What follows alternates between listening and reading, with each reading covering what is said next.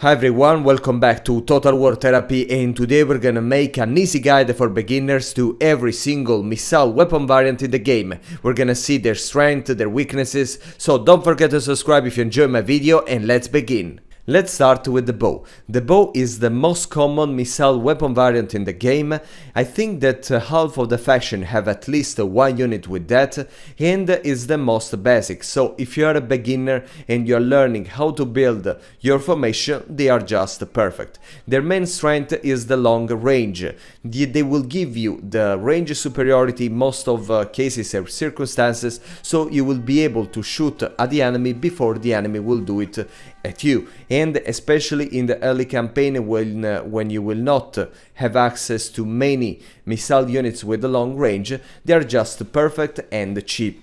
The second main strength is the arc trajectory. They don't need to have a clear sight of the enemy to shoot. You can deploy them behind your front line or in general covered and protected by your melee unit, and this is very important and very cool because you don't need to protect them, you don't need to micromanage them, you can just live in their position and let them shoot for all the fight, and even if they have a poor damage and no armor piercing damage, they will perform very good.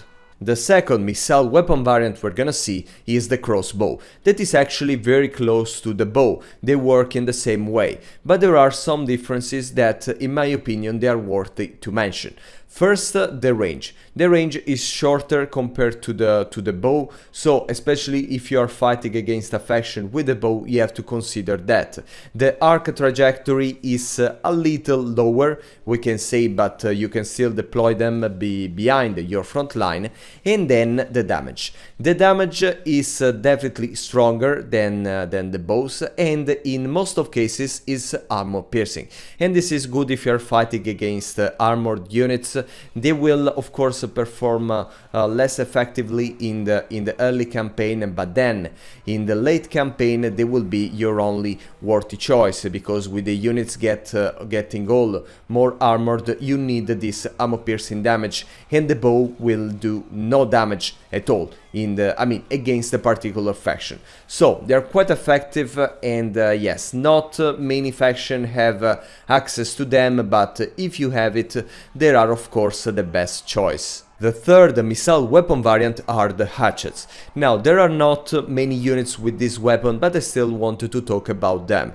Their main weakness that is important to mention is the short range. They will not have range superiority in most of the circumstances, and even if they are missile units, you should probably use them in your offensive battle tactics. So you can send them with your front line, and while your front line is attacking the enemy front line, you can throw your axes at the enemy behind the enemy front line. They have plenty of damage, and this is the best thing about them. They can really annihilate units in a few shots, and they have the arc trajectory, so they don't need to have a clear sight of the enemy.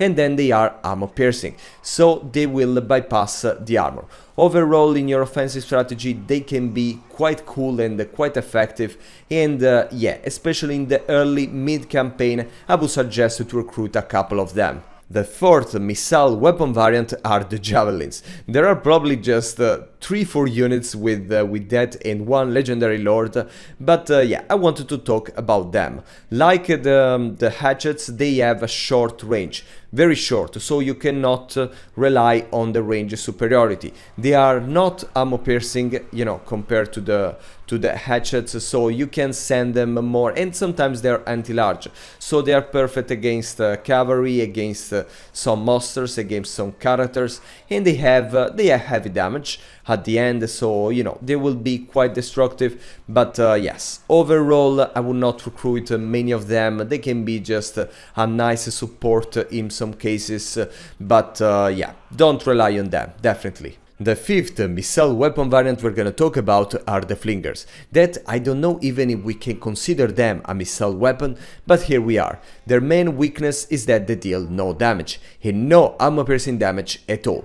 That means that if you're fighting against armored faction or armies that get armored through the campaign, they are just useless. Okay, these armored units are immune to them, so they are never worth to recruit.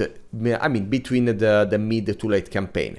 But they have some strength that, especially in the early campaign, they can be quite useful. They are annoying, and in the psychological way, of course, not against the AI, but against the other player, it affects you. Okay, they are so annoying, so harassing, so they will disturb you, and they can break your formation just for that. The range is not that bad, and they have arc trajectory, so I mean, they are quite versatile, and they can hit you from multiple ways, from multiple perspectives. And yeah, in this case, and since their price is very cheap, you can recruit them sometimes and have fun with them, but I mean, you cannot rely on them to deal in damage, just to annoy the enemy or the other players. Let's start with the gunpowder missile weapon variant, and the first one we're gonna address is the pistol. The pistol is quite peculiar because it's not made to deal damage.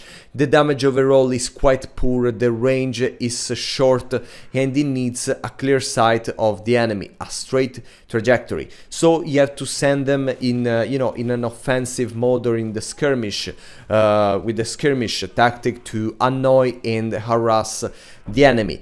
They have, compared to all the other missile units in the game, better melee skills, because normally they have one hand with the pistol and one hand with the sword, for example, so they are better in that, and they can be more flexible, we can say. But yes, I would not rely on them to dealing any kind of missile damage, but just to be annoying, and if they have the fire whilst moving, they will be faster than the generic infantry, and they can shoot at them while they are running from them.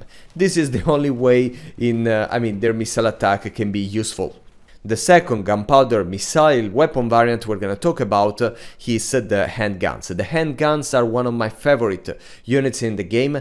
They have some weaknesses that are important to mention first. They need the straight trajectory, a clear sight of the enemy to shoot at them, and in the current state of the game they have a lot of terrain issues, so you have to be very careful about where you deploy them, because if there is like a little hill in front of them, they will not be able to shoot. Their strength is the medium range.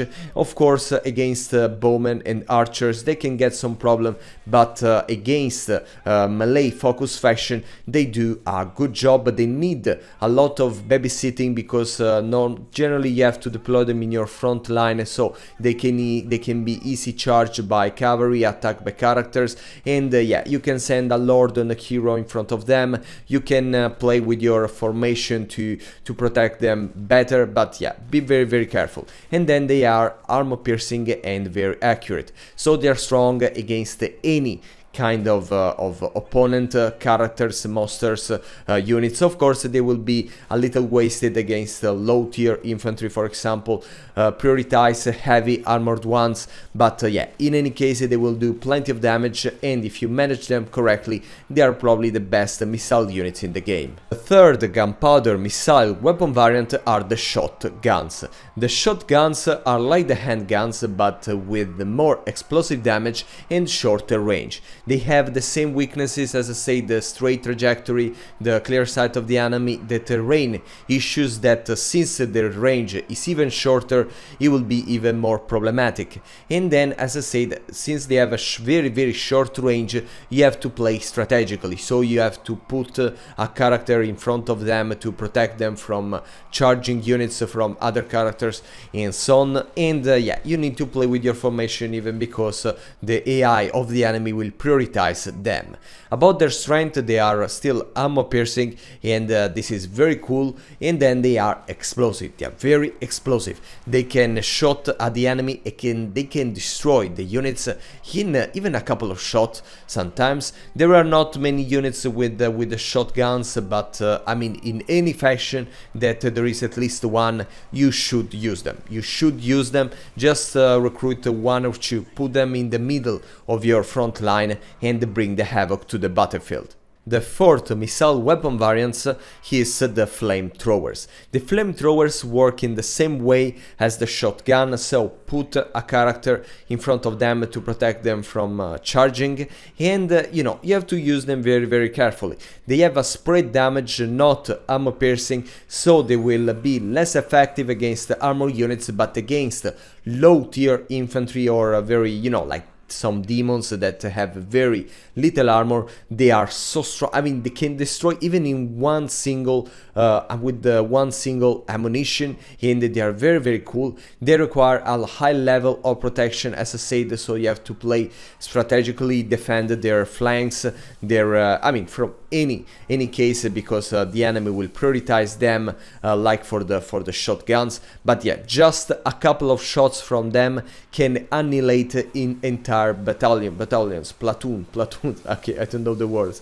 And yeah, they are very cool, and very few factions have access to them, but when they have, just take them. The fifth gunpowder missile weapon variant we're gonna talk about are the rifles, the snipers. You can decide how to call them. What is important about them is that they work as the handgunners, so straight trajectory, they need a clear sight of the enemy, and they have some terrain issues. Their reload time is very slow, this is important to say, but their strength is that they have the longest range in all the missile infantry. So I mean, you can really, they work as an artillery piece, but they are more entities, so they are perfect against the cavalry. They're very accurate, very armor piercing, so they are suitable against monsters, against heavy armored characters. They can destroy everything. Of course, they would be a little wasted against low tier units.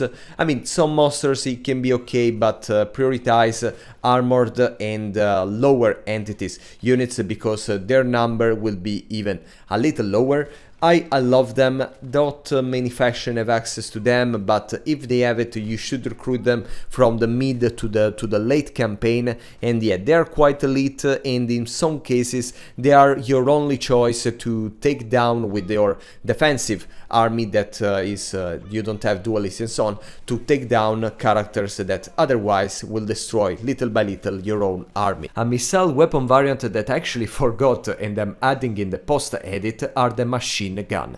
The machine gun are similar to the sniper rifles, with a main difference: the firing rate. Okay, they have the same range, so they can hit the target from the long distance, and they are accurate and armor piercing. But while the snipers are more damaging and they should focus with the lower rate of fire, they should focus on characters and single entity monsters, this one, the machine guns, are effective also against cavalry, against infantry, I mean units with a higher number of entities, because they just shot more ammunition. It's like a repetition gun in very short, and yes, they are more versatile, we can say, but less effective against single entities. So choose wisely, and yeah, they are probably the strongest missile units in the game. The last missile weapon variant we're gonna talk about are the globes, the grenades, the bombs. They can be gunpowder or magical.